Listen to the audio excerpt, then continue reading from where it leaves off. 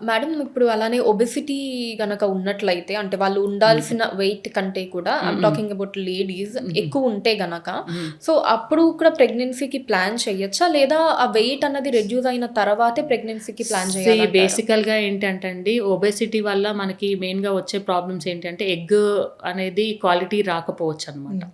Egg quality వచ్చినా కానీ release అవ్వకపోవచ్చు. సో, ఒబెసిటీ ఉన్న వాళ్ళకి ఈ పీసీఓడీ ప్రాబ్లమ్ కూడా ఉండొచ్చనమాట. ఇన్సులిన్ రెసిస్టెన్స్ తర్వాత మనకి డిటెక్ట్ అవ్వకముందే వాళ్ళకి బాడీ ఆల్రెడీ ఆ రెసిస్టెన్స్ వల్ల ప్రీ డయాబెటిక్ రేంజ్‌లో కూడా ఎళ్ళిపోతుందనమాట. సో, బేసికల్‌గా వాళ్ళకేంటి అంటే సైమల్టేనియస్‌గా కొంతమందికి అంటే మార్బిడ్ ఒబెసిటీ అని ఉంటుందనమాట. 40 అండ్ అబోవ్ ఉన్న వాళ్ళది మార్బిడ్ ఒబెసిటీ అంటాం.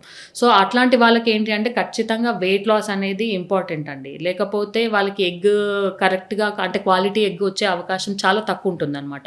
వీళ్ళకేంటి అంటే ఈ ఒబేస్ ఉన్న వాళ్ళకి ఖచ్చితంగా వెయిట్ కట్ డౌన్ చేయడం. ఫస్ట్ పీరియడ్స్ అనేది రెగ్యులర్‌గా రావాలనమాట. ఒబేసిటీ ఉన్న వాళ్ళకి చాలా మందికి పీరియడ్స్ అనేది ఇర్రెగ్యులర్‌గా వస్తుంది.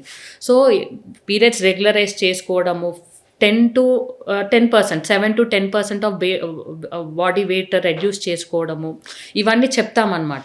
తర్వాత ఏంటి అంటే exercise is also very important అనమాట. ఓన్లీ డైట్ తోటి అవ్వదండి వీళ్ళకి. ఏంటి అంటే your diet will just compensate for the day. ఆ డేకి మీరు మీట్ అవ్వడానికి మీరు తీసుకుంటారు. But whatever excess fat is there in your body it is not getting shed off అనమాట. సో, వాళ్ళు ఖచ్చితంగా ఎక్సర్‌సైజ్ చేయాలి. తర్వాత వాళ్ళు అన్నీ చెక్ చేసుకోవాలి. అన్ని పారామీటర్స్ అంటే లైక్ బీపీ అంతా నార్మల్ ఉందా? షుగర్ లెవెల్ కరెక్ట్‌గా ఉందా? థైరాయిడ్ ఏమైనా ప్రాబ్లమ్ ఉందా? తర్వాత యూట్రస్‌లో ఏదైనా ప్రాబ్లమ్ ఉందా? వాళ్ళకి రెగ్యులర్ సైకిల్స్ వస్తున్నాయా లేదా చూసుకోవడం. ఇవన్నీ చేస్తే మనకేంటి అంటే it will be easy for them. In case if they don't cut down and if they really become pregnant, that cannot be a problem. కాకపోతే ఏంటంటే there are high risk for abortions అయ్యే ఛాన్స్ ఉంటుంది. హ్మ్. తర్వాత ఏంటి అంటే బేబీకి ఏదన్నా మళ్ళీ అబ్నార్మాలిటీ వచ్చే ఛాన్స్ ఉంటుందనమాట. సో, ఇవన్నీ తర్వాత అలా చూస్తే వాళ్ళకి రిస్క్ ఆఫ్ హైపర్ టెన్షన్ కూడా ఎక్కువే ఉంటుందనమాట. సో, ఒబేసిటీ ఉన్న వాళ్ళకి చాలా ప్రాబ్లమ్స్ ఉంటాయి మెటబాలిక్‌గా especially. Apart from that already ఇంకా వాళ్ళు వెయిట్ గెయిన్ అయ్యే అవకాశం ఉంటుంది ప్రెగ్నెన్సీలో. సో, వాళ్ళకేంటి అంటే స్పెసిఫిక్‌గా ఒక 7 కేజెస్ వరకే పెరగాలి అని చెప్తామనమాట.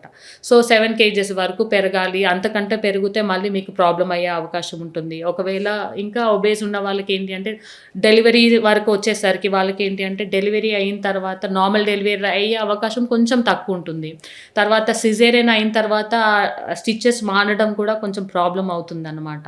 ఇంకా అది కాకుండా ఏంటి అంటే వాళ్ళకి ఆ బాడీ షేమింగ్ అనేది కూడా బాగా ఇంకెక్కువైపోతుందనమాట. ఎందుకంటే ఈ ఈ ఈ ప్రెగ్నెన్సీలో మనం పుట్ ఆన్ అయ్యే weight pre existing weight add అయిపోయి అలా ప్రాబ్లమ్ అవుతుంది.